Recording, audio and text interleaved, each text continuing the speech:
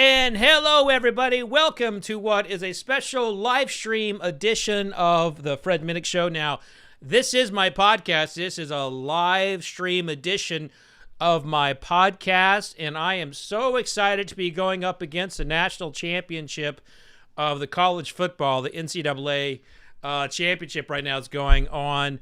And with me is one of the great cartoon artists in the world, Mitch Gerads. I fucked that and all. I knew I was going to fuck your name up. You got it right every other time. Every other time, but when it mattered, I fucked it up. Mitch, how are you? I'm good. Thanks for having me. Well, all that practice for nothing, right? So, I mean, my goodness. You know, it's happened before once. The bourbon happened. Even before the bourbon. It's happened once before. I had Mark Sisbala. I still can't say his name. Like, I mean, it just like it was in my head, and then it didn't work, and I don't know. It just occasionally it happens, but it doesn't matter. Sometimes you practice a lot. But listen, Mitch, it's great to have you on. I know we follow each other on the socials. It's just great to put a face with all the tweets and Instagrams. Absolutely. And I hope it's a good one. I think it's gonna be great. And by the way, I dig the beard, man. You got a strong beard, my brother. I try. That is coming in thick. Do you have any tricks? You know, something that you can share with us, other bearded types? The biggest trick is that, because I did it myself when I was first starting to grow a beard, is you always want to trim the mustache. Just stop trimming the mustache. The mustache controls everything. The mustache is constantly trimming it. Yeah. The mustache is the leader of the beard. Okay. Exactly. So we used to have a sponsor on the show called Manscaped. I think they had an argument that something else led the growth of the beard. Hey. So the subject for the night, everybody, is what bourbon would Batman drink? And the reason why I'm bringing that up is, Mitch, you are the artist for Batman. You are an illustrator. You do a lot with Batman. Yeah, I was the artist on Batman. I'm an artist on some other books now, but I mean, he shows up in my book all the time. And then we actually, I have a new Batman story coming out on the 26th. So yeah, Ooh. I'm the current artist of Batman. So the current artist of Batman, formerly with Batman, now with Batman again. And so he shows up a lot. Batman is an interesting individual. Now, do you prefer like the sadistic dark Batman, or the philanthropic wanting to help children Batman? Probably somewhere right in the middle of that. Mm-hmm. I think Batman's at his best when he's intimidating and creepy and all those things, but also at the same time, you need that Bruce Wayne bit to come out where you're reminded he's a human and not just some sort of crazy person. I like that. Now people have been commenting all day about what Batman likely drinks. And they're breaking it up by the actors. I find that absolutely fascinating. Danny Line out of Connecticut, who can never find the bourbon he wants, by the way. He says that he imagines the Adam West version is drinking Old Crow or very old Fitzgerald. I can see that. Yeah, that makes sense. And then Danny says the Ben Affleck version is drinking a Cosmos. So someone's not a fan. I'm thinking that Danny doesn't think that Ben Affleck has the man card or something. Oh man. All right. So, how did you get into, like, you obviously just don't become one of the DC Comics like main artists. Like, how did you get there? Tell us about your rise to the top. Yeah, I have two older brothers, much older. They're 13 and 14 years older. And I just, like that's a big enough gap where they don't beat you up and you actually look up to them. And they were both big into comics, so I was always surrounded with comics from when I was born. So it was just kind of always there. And then I think that just evolved into me drawing all the time. And I used to get in trouble all the time at school for drawing on every piece of paper that came across. And uh, so when high school was over, I was like, well, I know I want to do art, but I also know I want to move out and start a life and all these things. And I know that sometimes those two don't go hand in hand. So I Yeah. went to college for graphic design and got hired right out of college for a graphic design firm. But again, every sheet of paper and every meeting, I would draw Batman on it. And eventually someone there took notice and moved me over to the illustration department. Mm. And so I was an illustrator there for 5 years or so. And then I did children's cereal boxes. So like all the General Mills, like Trix and Lucky Charms and all that stuff. Mm. And we lost that account. The firm I worked for, so they let all of us go.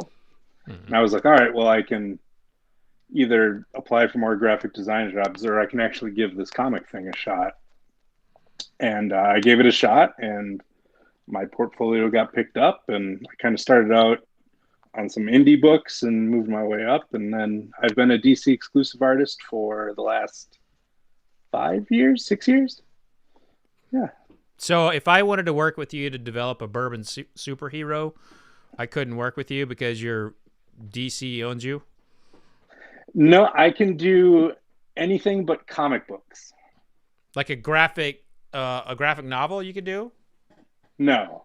I mean, No. that's technically just a comic book. But yeah, Okay. being an exclusive just means I can't do any competing work against DC. So Marvel calls you up tomorrow, you got to say no. Yeah. There's this whole rivalry between DC and Marvel. Do you ever get caught up in that? I think I think that rivalry takes place more on the fan level and then the like upper, you know, Mm-hmm. business level of it, where they're trying to make more money than the other company, obviously. But That's a big part of it all.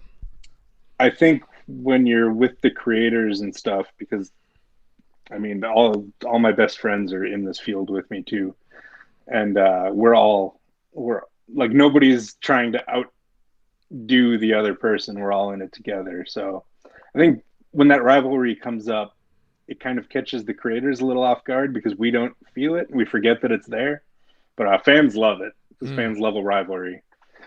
So speaking of fans, I anytime I think about like comic books, and by the way, I've got a comic book story I can't wait to share with you. I'm still Awesome. heartbroken by it, but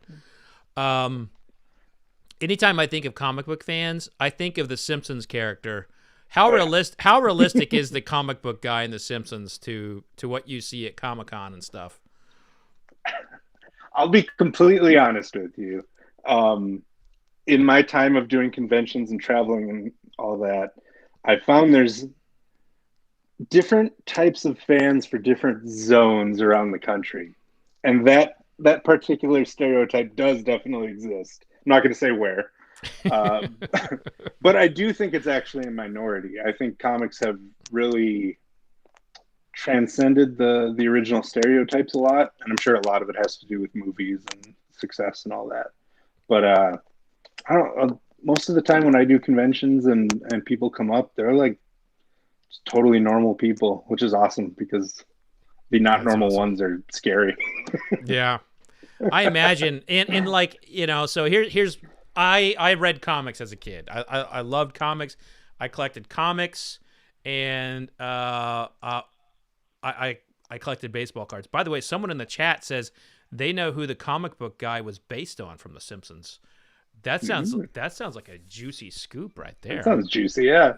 So that's from Jace the Comic Source. Go ahead and share that while you're at it. By the way, you've got someone who went to UW Stout as well as also a whiskey drinker. That's Tullyweed. So shout out to Tullyweeds. Hi. And Three Toes of Fury, which by the way, in comic books you got to come up with a good name. Three Toes of Fury is a damn good. It's a good name. He says, Bourbon superhero, his car would be shaped like an oak barrel. I like that. I like that. Seems non-aerodynamic. No, so I was collecting comic books. I had one of the first 5 of Superman. I had the number 1. I had the number 1 Conan. I had like one of the top 10, one of the first 10 of like Iron Man, and just all these incredible like comic books. I went away for college and come back. I think it was like my sophomore year, and I was kind of in the mood to look at my old comics. And I was like, "Hey, Mom, I can't find my comics. They're not where I put them in my room." "Oh, I threw them away, honey." It's a story old as time. Everyone has that story. Oh, it's so heartbroken. I mean, I don't even look up what they're worth now, because I had some mint conditions. I mean, the Spider-Man ones, those were going for ridiculous amounts of money back in the day. But I didn't mean to get depressed on myself, but here I am getting depressed. But well, Mitch, thanks for joining me. One of the other things I wanted to do is comics are starting to enter the bourbon industry, and I wanted to get your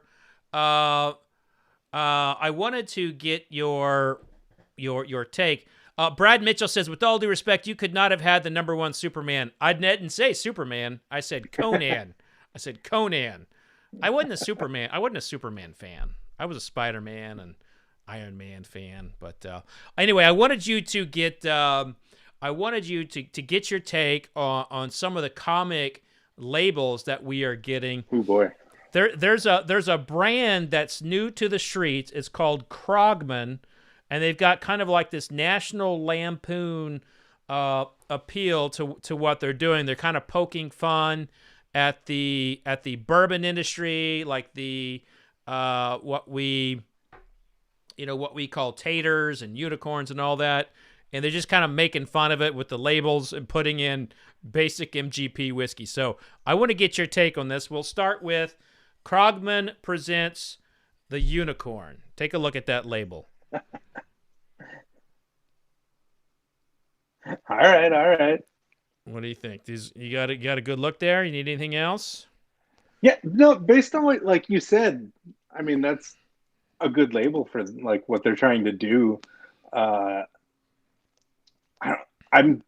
It's funny, when I first got into bourbon and I would go to the store and I'd look at everything, because at that point I have next to no knowledge about what I was into or what was out there, what was good. And everything was based on the label. Every choice I made was based on the label. But it would go different ways. Like if it was too modern of a label, I didn't want it because it didn't speak to any like heritage to me. So at first I steered completely clear of barrel bourbon because it's too modern, it's too slick, that doesn't do it. And but then I think, as you get to know the brands and you get to know the whiskey inside, you start to understand where some of those design choices came from. But from a purely aesthetic purpose, I would not pick that up at a store. You wouldn't pick up the unicorn? I wouldn't. Okay, what about here? Max Profits. Max Profits. And as you can see here, you have a tough guy. His deltoid bulge in there. By the way, is that a good look on the deltoid muscle arm? Yeah. I mean, he did all right there. I mean, this looks like the quintessential 80s guy. The drawing's great. Yeah. Collar's up. He's got the girlfriend in the background saying, "Hey, baby, you gonna punch out my rival over there?" So Max Profits. I wouldn't buy it, but I would definitely buy it to give to someone. Because you want that laugh factor. Yeah. But they're not doing anything on those labels that make me want to get inside. Okay. Honest opinions. Oh, man. All right. I'm going to go with this one. This one creeps me out. Not going to lie. This See, one. I like that one better. See, this creeps me out. This is buy now, and it makes me feel like this dude's a zombie. He's in between a zombie and the creep who's like hanging out in the bathroom. You don't know what he's doing. I think that one's more well designed than the other ones. I might give that one a shot. I like that. Okay. And this one actually violates federal labeling code because you can't have firearms on here. But Smash Bill, he's got guns, and that's illegal on an alcohol label. Yeah, that interesting.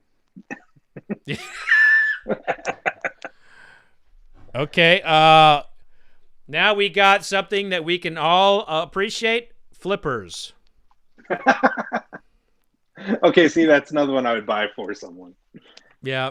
And for those listening on to the audio version, this has a gentleman with a wouldn't say he's a gentleman. His fists are raised. He's got a money chain around his neck, and again, he also looks like a zombie. So whoever's illustrating these has some skill with them zombies. Like I want to see them do like a Walking Dead cartoon. And I'll just go straight to there's another one called Tater Bait, and I don't seem to have it.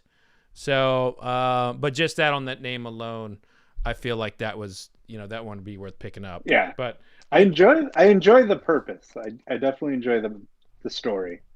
Yeah, so they definitely brought the story. So now we have an important story to discuss today. Let's take us inside the Batman character. Now let's state right now.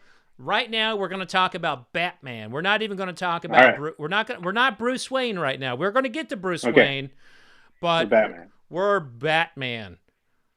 What's this fella like? What's he like? What's he like? Like what kind of whiskey are we going right? No, I think we need to dissect his psyche. Like we need to figure. Okay. Oh boy. We need to figure out like what's making this guy tick. These are tougher comic questions than comic podcasts. Let's see. Listen, I've been around the bush a time or two. Let me tell you. Now, listen, everybody, by the way, everybody's wanting to know which actor. I want to preface this with like, Mitch, I think has more to do with the characters than the actors because he's creating the comic, right? So. The movies are based on the comics, and so Mitch, you have a stronger say in who Batman is than anybody in the movies because you're giving the original content for people. So let's go into the psyche. All right, what makes Batman tick? I would say that the number one factor in Batman's psyche is he's driven. For justice. No matter what. I don't want to get too corny about it. I think he's just he's a very driven individual in that so my favorite part about the whole Batman story, he's definitely my favorite character too, is the idea that he is a regular guy who took it upon himself to become the best at what he's attempting to do. So it's the same reason I've always been really into special operations stuff with the military. It's the same idea of these regular people who trained so hard and changed themselves so much that now they're, a force to be reckoned with rather than just someone who knows how to throw a punch. And again, we have people keep coming back in with the actors. Pete Holmes is the best Batman. Fight me. That's from Keith Thornblom. I'm not into that one. I don't know that one. So he's driven. All right, so let's go into, does he have moods? Does he wake up one day and he's like, I'm more driven today to kick some ass amongst car thieves, burglars, I think he does. I think one of the reasons my work has done well with Batman or with my career in general is that I try to make all these superhero characters people first, Mm-hmm. and the ideal is something that's thrust upon them, not something that they are. Um, and so I think all those things of like, I think Batman can be in a bad mood. I think he can wake up in a good mood. I think he can, he's a person. We're all subject to those things. We're not robots. So what we've learned here, folks, is we've actually learned a very important piece for choosing what bourbon that Batman is going to drink. What we have essentially learned is that, like all other humans, he's going to make a decision based on his mood. So if he's out in the mood for kicking some Joker ass, he might be drinking something different than if he was going after the Riddler. Am I right? True. He also famously drinks ginger ale. True. But bourbon... So he has Alfred replace the bottles with ginger ale. Bourbon goes great with ginger ale. It True. really does. It's a good thing. Now, would DC Comics allow you to let Batman have a bourbon? Because I feel like that would. So. Yeah. Yeah. Yeah. They don't have it. My current book that we're doing now, Strange Adventures. The writer who's been my writer for a long time, one of my best friends, Tom King. He does the thing where whenever we do a new project, or whenever he does a new project with anyone, he always asks the artist like what they want to draw, what they're into, and so he knows I'm obsessed with bourbon. So if you read Strange Adventures, you see like every issue so far has had some sort of bourbon reference, or they're drinking bourbon, or making old fashions, or yeah. Love it. I didn't hide an Old Forester bottle in the last issue. Ooh, that's a little bit of a tip, folks. A little bit of a tip. And in fact, when we talked about what to taste tonight, one of the things that we're both kind of both big in, we want to taste things that everybody can get. And I know there wasn't a lot of notice for this episode. So if you're watching this live from home, if you have a bottle of Old Forester 1920, if you have a bottle of Bottle and Bond New Riff, if you have a bottle of Peerless, which I know you're going with a small batch, I'm just in love with this barrel pick right now, so I pulled that off my shelf. All right.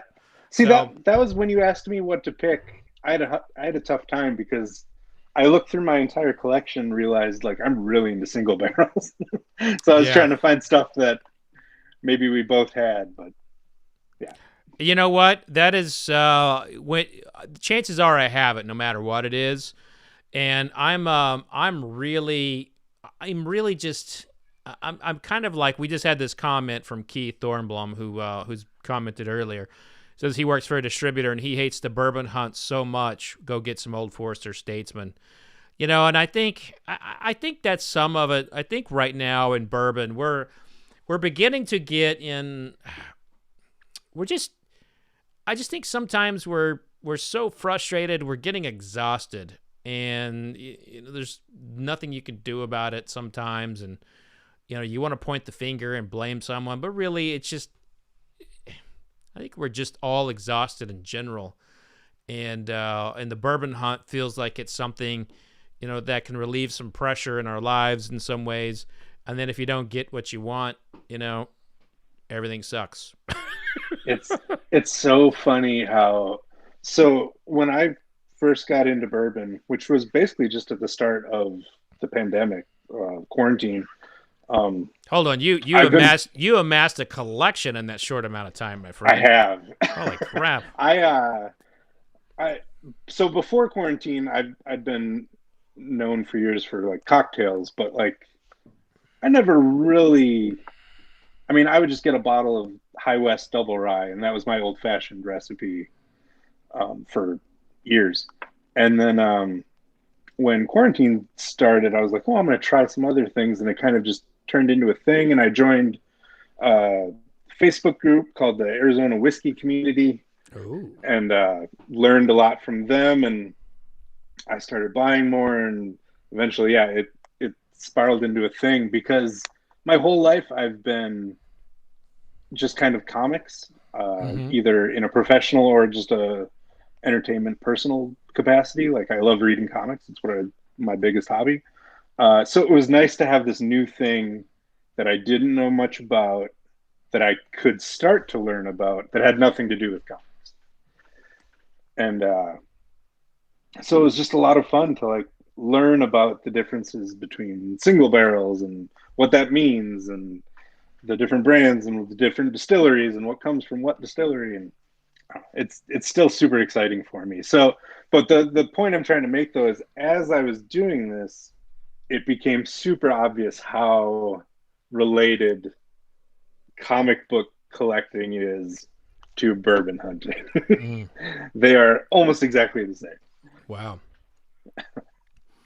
Do you ever find yourself like getting like really depressed that you didn't find a particular comic? I used to. Yeah. Back when I used to collect more before I was a professional, and now it's more of just I just do it to read it. But before, yeah, like when I was a kid, it was, you get the bag and the board and you put it in, you got your box, and Yeah. you go to the convention and go through the quarter bins and try to find the missing pieces of your collection. Yeah.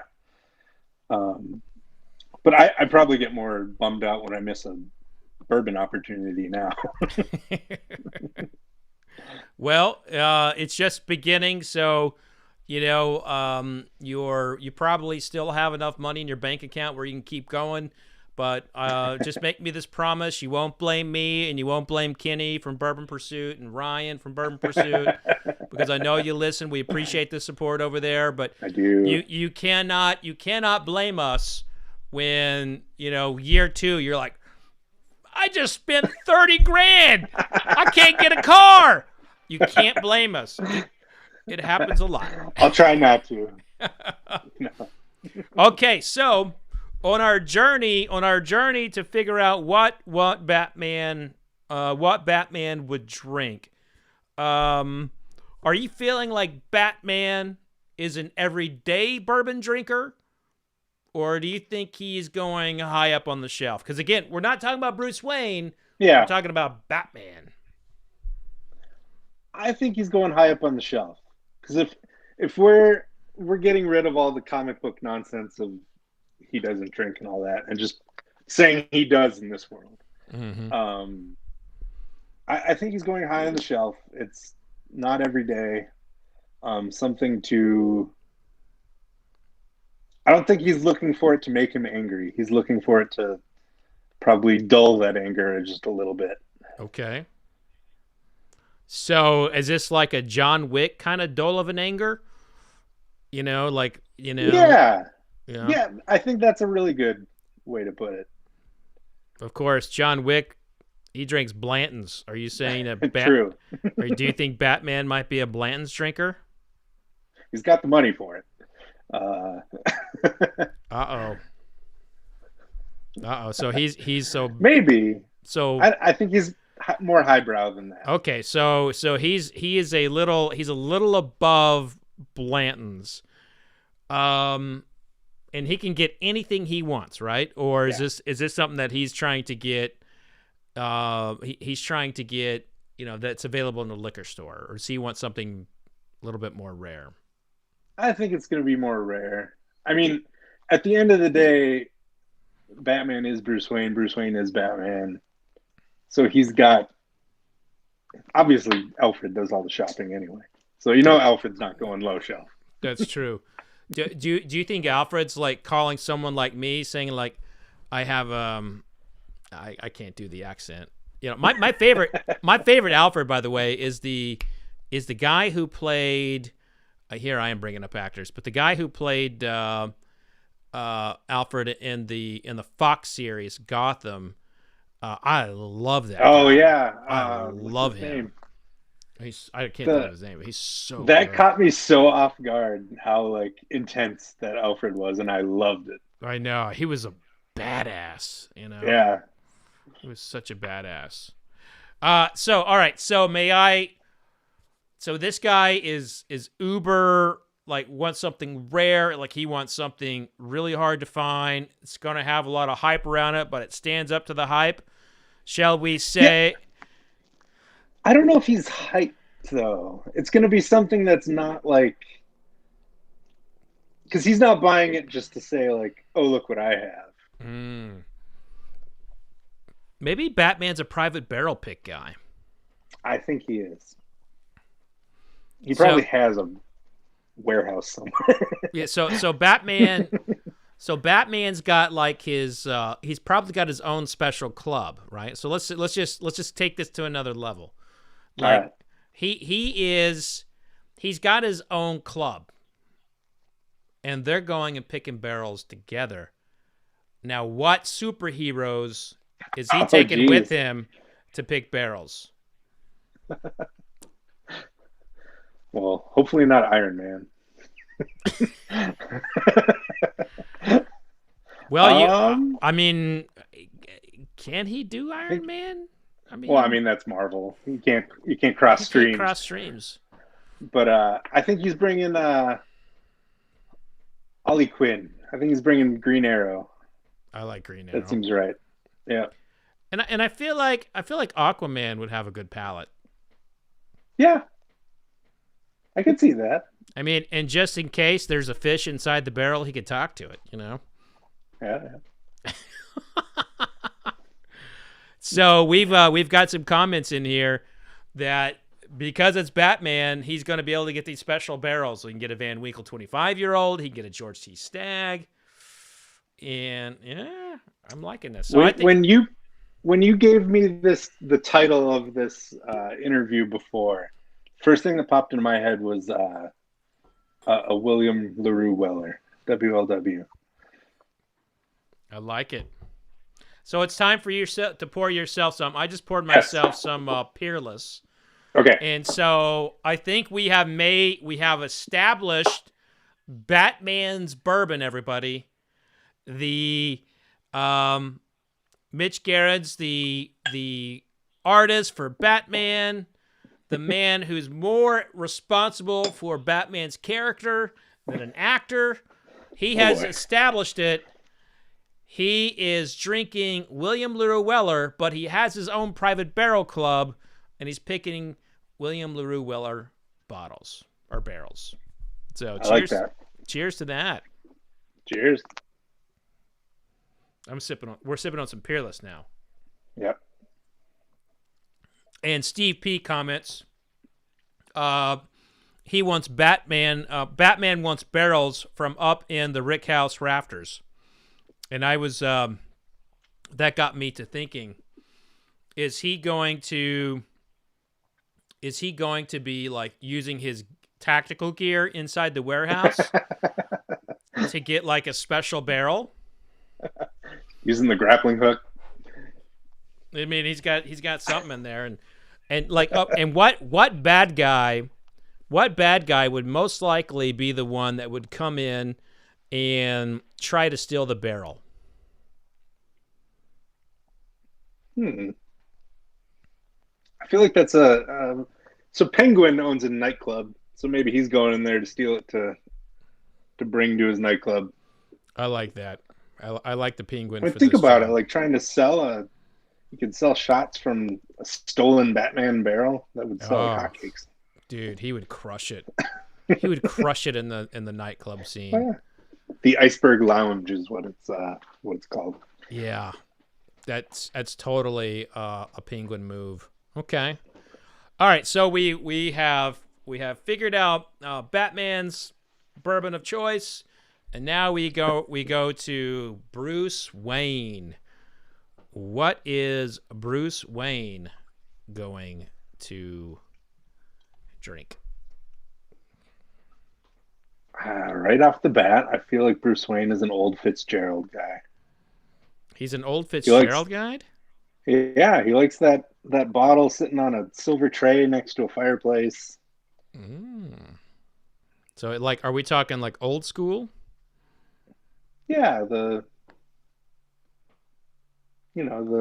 is it? The decanters? 13-year, yeah. So he wants the fancy look. He wants I think so. He wants it to stand out. Though also I think he kind of strikes me, maybe him and Alfred together, they strike me as people who would do that thing where no matter what you buy, it ends up in a glass decanter, Yeah. and they just toss the bottle aside. Now, does Bruce, like, he obviously has to put up with like mayors and city council members and business leaders and so forth. In the moment that he is trying to be hospitable, which is not all the time, as we know, does he have like a special stash for people that he doesn't like in a nice decanter, and it's really like something like Jack Daniels or something that's just everyday bottom shelf stuff? Or does it go the other way where he always has the really good stuff on hand to show them that he's better than them? Oh, so he It's a pours Bruce it for Wayne move. So he pours it for himself, but not for them. Just being like, I'm gonna have some Pappy here. I like it. I'm into it. I love that.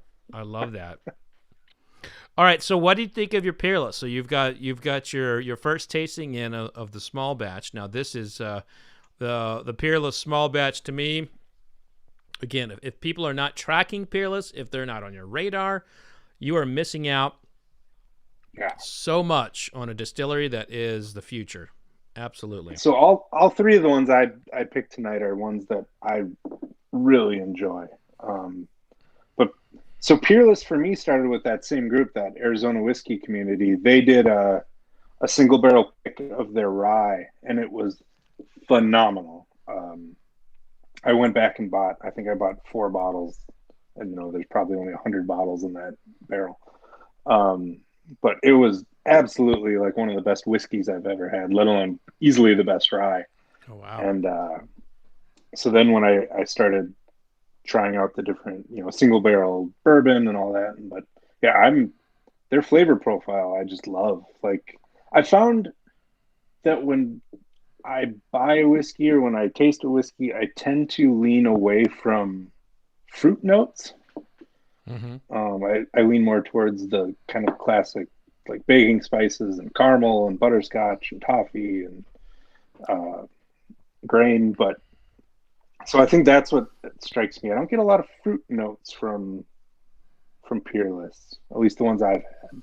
Yeah, Peerless tends to be like, right now, again, they're a small distillery. They're young. They tend to be, touch of oily, touch grain, and then some complexity in the spice region. And, Three Toes of Fury, again, incredible name, Three Toes of Fury, asked the question, is Peerless hard to find? And the answer is not really.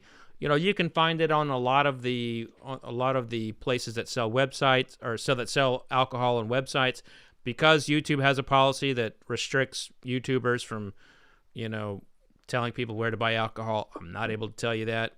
But just do some Googling and you'll be able to find Peerless, I think, fairly easily. Peerless can also ship directly to you if you're in a reciprocal state that will allow it. So Peerless is great. There's been some commentary in the chat that suggests that maybe Bruce and Batman would drink the same thing. Some people think that Bruce is going to be drinking Blanton's. I mean, it seems to me like people are all over the place with what Bruce is going to drink, whereas they were more narrow than Batman. Interesting. And I think that some of that might be, is it fair to say that people just don't give a shit about Bruce Wayne and they care about Batman? Is that a possibility? I think that is definitely true when it comes to the people who are into the movies more than the comics. I think comic readers tend to be pretty focused on Bruce Wayne, and the movie people just want to get to the action, which is fine. It's whichever you're into. That's just my psychological observation. I believe Mitch has just dropped it up on you all to go buy some damn comics and Damn familiarize right. yourself. I mean, it's kind of like me. Like, I want people to know the history behind the bottle and know how the whiskey's made and everything. Oh, did you see that? I did. Damn thing just exploded on me. Just sitting there. I want people to learn about the whiskey and not just drink it. And it seems to me like one of the things people always want to know is like, oh, is it affordable? Can I find it? I'm like, well, what about the story behind it? Like the real history behind.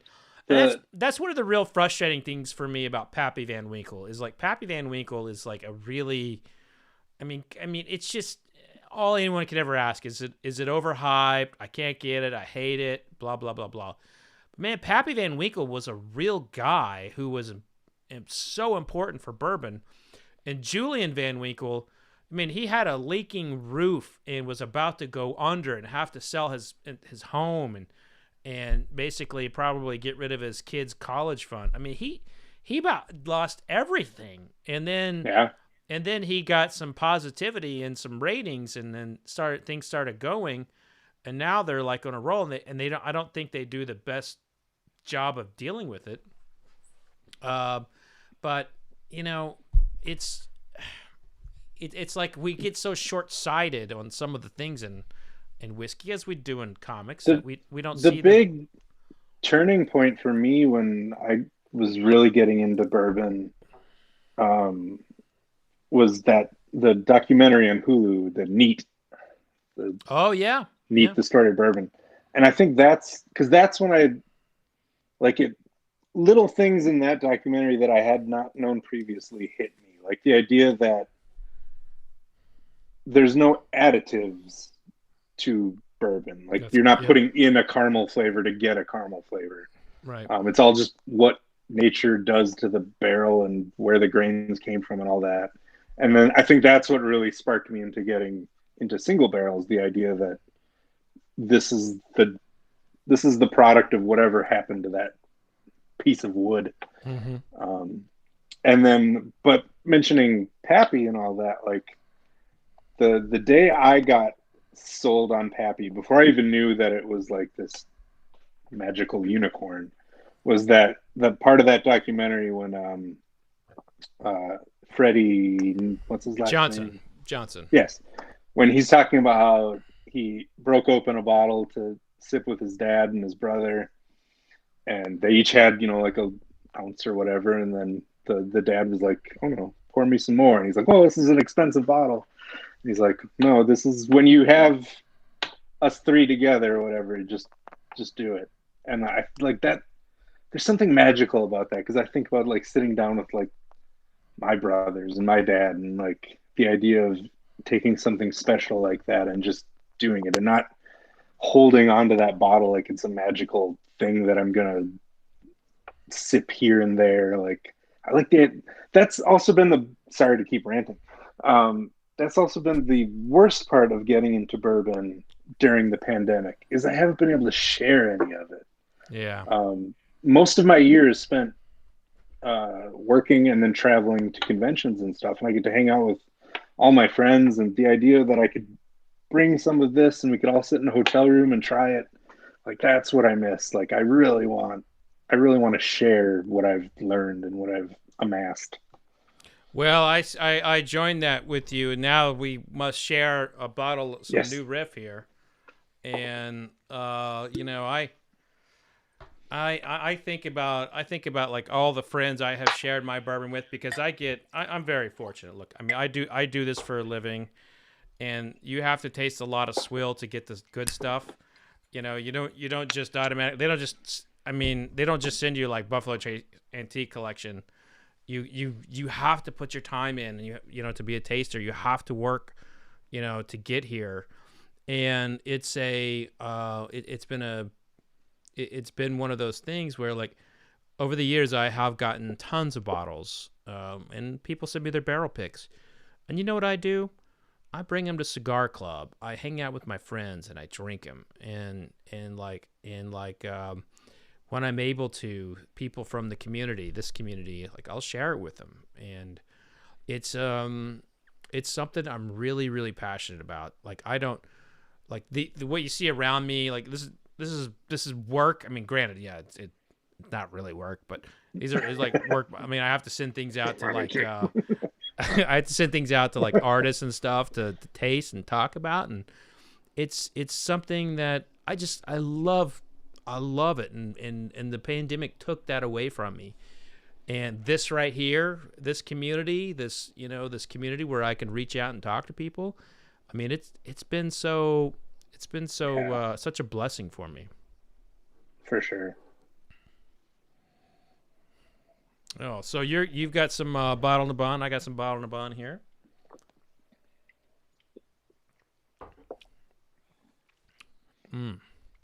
That's so good. Yeah. Bird in Pursuit got me into New Riff because it's not distributed here in Arizona. But you were able to find that on a website you can find on Google. Yeah, exactly. So what would you say is your best bottle in your collection?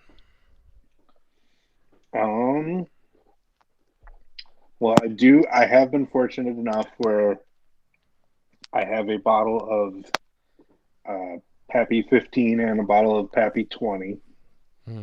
Both were payments for drawings from fans. I like that. That was very fortunate. I now accept payments in bourbon. Yeah, it's happened quite a few times since people have known what I've been into. I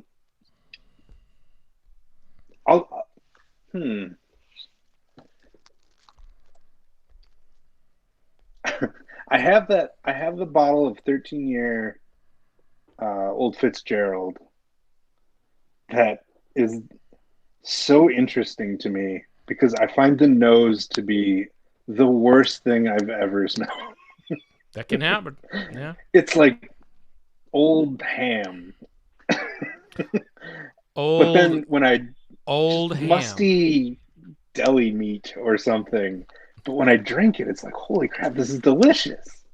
So I don't know what the disconnect is happening, but I'll say like the bottle's most special to me, and this is gonna feel like a shameless plug, but I'm being real. I started partnering with this group called Matt's Secret Stash, which is a liquor store in Louisiana. Mm-hmm. And then Nightcap Selections, which is a guy here in Arizona. He's part of the Arizona whiskey community. And I created this character that we do these single barrel picks with. And so, but it's cool because, so it's Special Agent West Key. So like whiskey, West Key. And it's like kind of a Bond homage. But it's the guy's modeled after my dad, and then my son's name is West, so I got to do that. And I don't know, it's just been pretty special. So I've gotten to do these. They're not the labels; they're just the pick stickers. But oh wow! So like the barrel is not enough. And I love that. Let's see what else we got. No Time to Rye. I love that. And when you draw these, are you doing them by hand or inside a computer? So yeah, I'm a digital artist, so I do everything on a pad. You can kind of see it behind me here. But yeah, it's you're drawing still, but it's just on a computer surface. It's interesting because like art is so different today, than it has been before, and I have to tell you, I like art. I really like where art is going, and I'm a big fan of the graffiti art that's been kind of like surfacing. And we had a guest on my show previously, Jay Pierce, and he's like Samuel L. Jackson's like artist, and like this guy's like he's a former like graffiti artist and was homeless and all that sort of thing. And now like people are commissioning him thousands upon thousands of dollars to do awesome stuff. And I love that style. Now I don't necessarily like it up against like somebody's property, but I like the art, Mm-hmm. Yep. And it's really nice to see like kind of like a natural flow of art coming into the world right now, when you have all these degrees and all these efforts to try to push people down a particular style or like study. Yep. And I have personally found of all the communities that I have been affiliated with, I have found the art community to be one of the most difficult group of people from a judgmental basis of anybody out there. I'm curious. I'm talking like museums, galleries. Because I used to be an art photographer, so I used to have stuff in galleries and stuff, and it was very difficult. Those people were not fun to deal with. Yeah. It it depends, kind of like you said, it depends on which facet of Mm-hmm. art. Because I come from a graphic design and advertising background, and then now I'm in comics. And one of the things I love about comics, aside from the storytelling aspect, is it's not you're not given like a style guidance to draw like this. Mm-hmm. Everyone brings their own spin to everything. There's no like, we always want our guy to look like this. Um, and so it's very cool to work with other people who can draw the exact same character in a completely different way, and it's just accepted. Um, but yeah, like the advertising community and the graphic design community was very snobby and very kind of, they had their kings and queens and you will never be as good as them kind of thing. And Yeah, yeah. that's unfortunate, but I'm glad we could both kind of relate to that in some way because, I think the future of art, like a lot of things, is art has had a closed door to a lot of people, and I think that has completely changed, and I think that's a beautiful thing. I think right now we're across the board, we're seeing people get opportunities that they didn't before. As we go to the Old Forester 1920, which is a style of bourbon that Brown Forman would not have allowed in the 1980s. Brown Forman had always been against like high proof products, and and because they thought it was not responsible. So again, folks, we're tasting my best everyday bourbon of the year, and I know that some people like, anytime a critic says anything, the other people would be, dispute that, and I think that's beautiful. I love that. I love that. But the reason why I said Old Forester 1920 is the best everyday bourbon, because it's on every damn shelf that I have been to in every liquor store I've been to, and it varies between 40 and 60 bucks in the Louisville market, and I know it's skews more $60, but the fact is that you can find it, and if you're not drinking a bottle every day, you can make that bottle last a month, and to me that's an everyday bourbon. But it's so unique. That's what I love about this one. It is really fantastic. It is really fantastic, and it interests me a lot how I've discovered the differences between the different distilleries.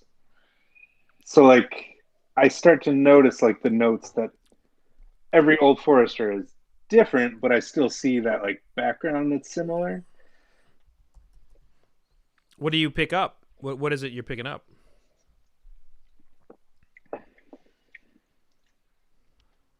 It's the note that hits me right at the very beginning. I feel like that's a note I get in every Old Forester product. Okay. And then it changes after that. Is it like a do you think it's a is it It's let's say it's sweeter, but like not in a sugary way. What part of the tongue is it hitting?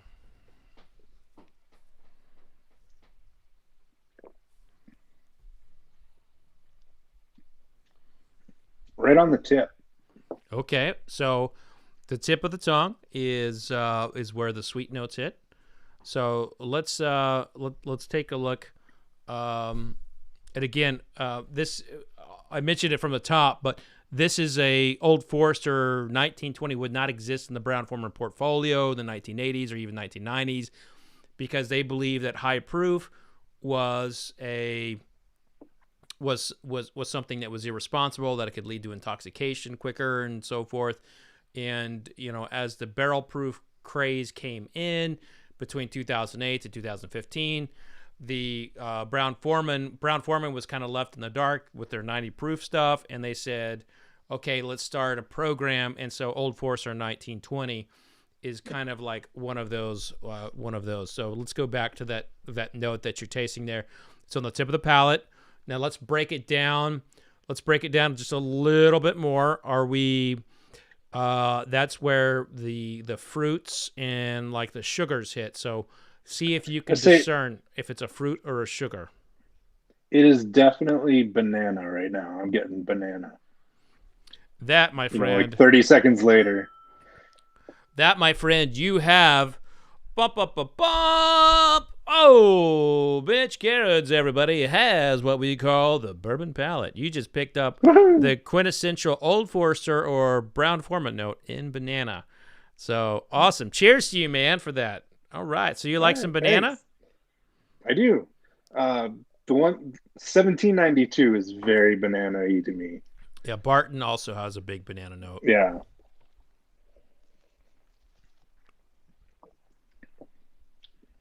Yeah, it's good. It's like bananas flambe in liquid form. Oh, bananas flambe. I'm a bananas Foster guy. Yeah. I mean, that probably put on. I mean, that's like the same thing, right? I think flambe they do it at the table. I think flambe is like done at the table, and like bananas Foster's is done in advance or something. But it's essentially the same. And but like I'm a big fan of banana desserts for sure. Yeah. So we've established here tonight, folks, that Bruce Wayne, and again, my guest, Mitch Gerads, is the one, the only, the creator, illustrator, artist of Batman in the modern time, in the comic book form. And so he knows Bruce Wayne and Batman better than anybody. Now, oh geez, I'm gonna get in so much trouble for this. Oh no, nobody watches this or listens to it. You're fine. Now so now Batman's out on a date. All right. What's he busting out for his date? And this can be anything. This doesn't even have to be bourbon. Yeah.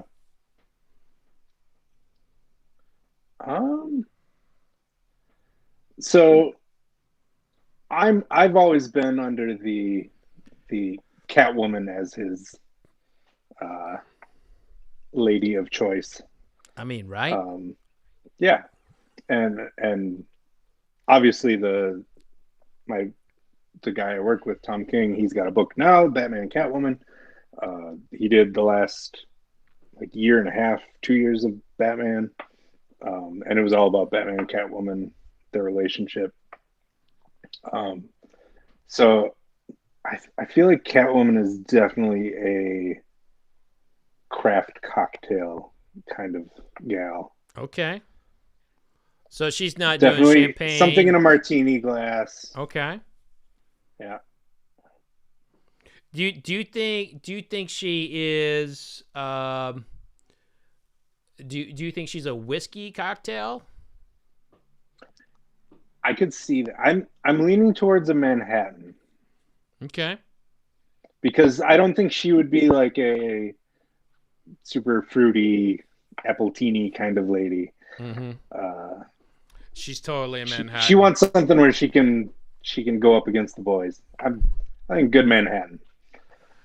So okay, so Bruce Wayne now, he's out on a date. First of all, who's he on a date with? Because he has like so many girlfriends. I think that's part of Bruce Wayne's thing is a new girl. He's got so many. He's got so many. But how does he choose what to drink with them? I think he's so disinterested that he just says whatever they want. Okay. All right. So he's not. He doesn't really care. He doesn't really care. Yeah, I think the kind of girls Bruce Wayne is bringing on these fake dates to show that he's a billionaire playboy. I mean, he's still reeling from the loss of his parents, and exactly. You can't ever really lose that, Yeah, I think he's just kind of. I think the girls that he's doing that with are ones he knows there's no future with, so they're probably all Appleteenies.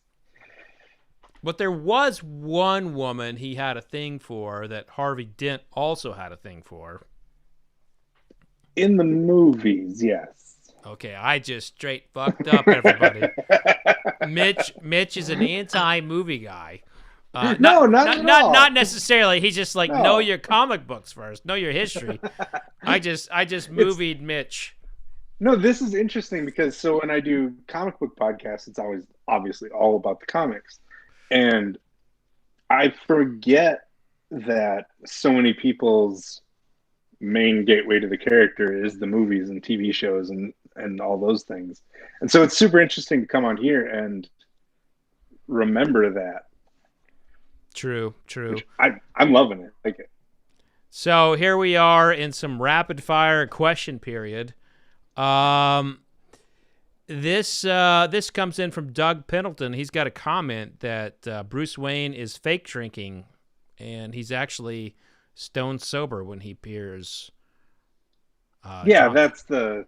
that's the what it's always been. That's it. We're just working in a fictitious world right now where he's open to it. Also, yeah, that I don't know if it's a comic or if it was in a show, but it must have been a comic. But there's a famously Alfred fills all the bottles with ginger ale. Nice.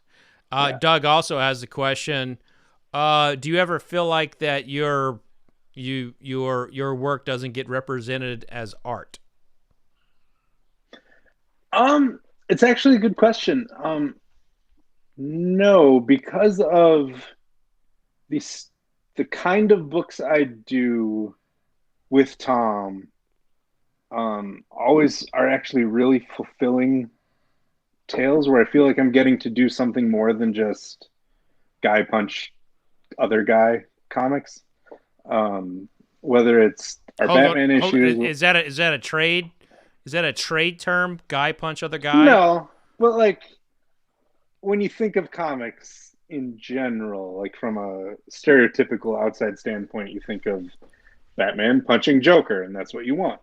And there's a great place for that. But I think the books that Tom and I tend to do are, I feel like I get to actually like say something with my work, which I think is really special because it's not something a lot of comic book artists get to do.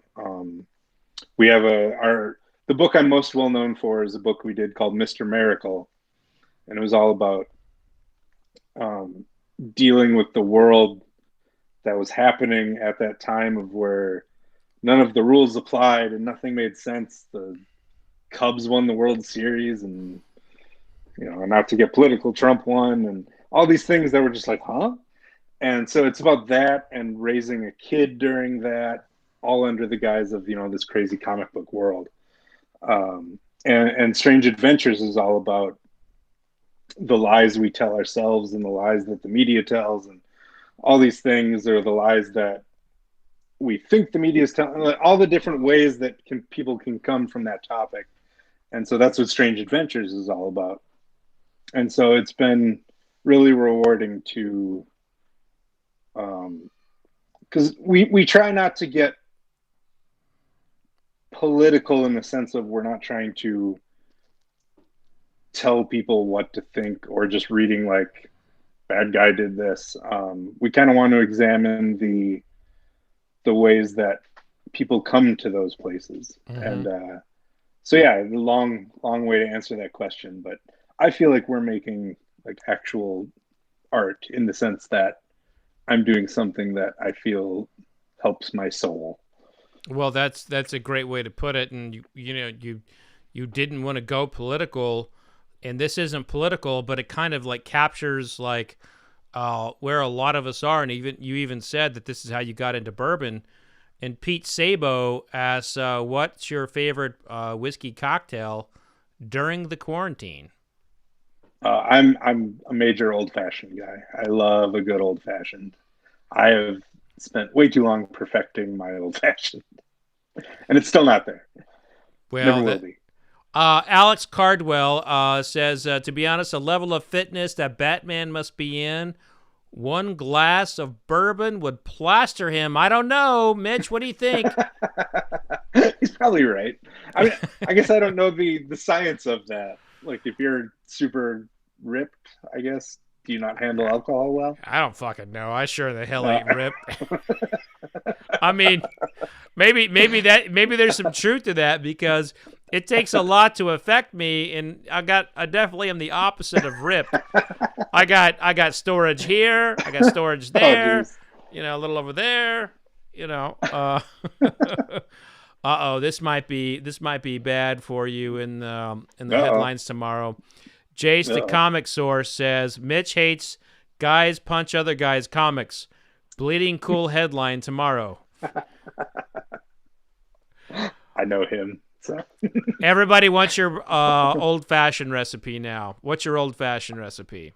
I mean, it's real basic. I think that's what I mean by I spent some time perfecting it. I got it down to just kind of the basics. It's just, what do you got? Like a bar spoon full of Demerara syrup and a couple dashes of bitters. I used to just do Angostura, which are just fine. The ones you can find in any grocery store. I need to up my bitters game. I need to try different ones, but I recently just got a thing of Jack Rudy bitters that I really kind of enjoy. Yeah. Nice. And so just a couple droplets of that, and then like 2.5 ounces of a bourbon or rye that you're into. Nothing too high proof. Nothing. My whole thing with old fashions is I want to use a whiskey that I don't necessarily care to drink neat a lot. That's a good way to get rid of the bottle. Yeah, exactly. Yeah. And you put a big old, the secret to all of it is just a single big old ice cube, not a bunch. Mm-hmm. And you just mix that up and express a little orange over the top, and done. Delicious. Nice. Now that we got time for a couple more questions here. Mark asked from the chat, would Batman drink a White Claw? I mean, is he being forced to? That's the same answer for me if I'm being forced to. I feel like that is. This is going to sound weird, but I feel like that's what the Joker would drink, because totally. Because it's so ironic. The White Claw is the most ironic alcohol on the shelf. Yeah. So I hate to be too on the nose. Wouldn't it be like Four Loko? No. Nice. And our last question of the night, actually, I think is a great one, calling from Alex Cardwell. You would pick one barrel from one distillery, no cost. What barrel are you picking, and why?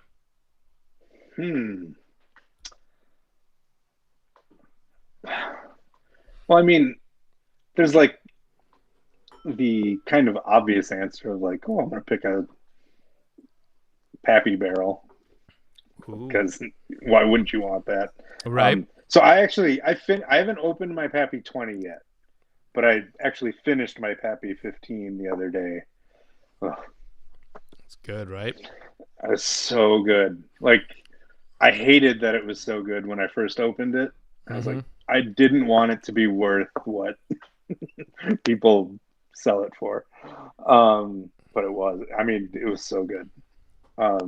So purely from that standpoint, but like, if you take the kind of unicorn aspect out of it, I think I'm going back, and I want to try some Peerless barrels, and I'm going to take the best Peerless barrel I can find. Oh, damn! He just dropped it. Oh, yeah. That's what I'm sipping tonight. I'm gonna pour in that celebration. There you go. Hey, Mitch, tell everyone how they can find you. Where can they find you on the socials? Yeah. Easy enough. Twitter and Instagram, both just at Mitch Gerads, MITCHGERADS. And that's Gerads. I'm pretty Gerads, everybody. Gerads, hard G. Not a fucked up Gerads. I'm on both of them all day long, so you'll find me. And listen, he has actually a great follow and loves to talk bourbon. And if you're not following him, you are missing out on a true icon in comics and still very young, only 39. You know, I mean, you've got an entire career ahead of you. I mean, you're like so young in the game for this level. So, I've always been stoked about comics, and so it's such a pleasure to have you on, and I'm just so grateful for it. Thank you. And I look forward to meeting you in person one day, and hopefully maybe picking a barrel with you. You know? Oh, I would love to. I mean, wouldn't that be cool if we picked a barrel together? Heck yeah, it would. I'd love that. By the way, apparently it's halftime. People are starting to come in. It's Alabama 35, Ohio State 17. That just goes to show you how much I care about college football this year. I'm doing a live stream in the middle of the national championship. With the guy who does comic books. Yeah. I mean, we held strong all night, 80 plus all night. So, awesome. Mitch, thank you so much for coming on. I really appreciate it. Thanks for having me so much. It's been great.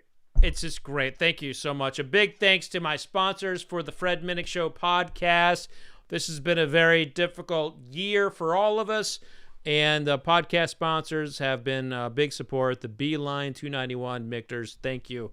And so, as usual, as I wrap up, remember, folks, don't go licking handrails, don't go licking trash cans. Remember, vodka sucks unless it's being used for hand sanitizer. Cheers, everybody. Cheers. I so hate vodka.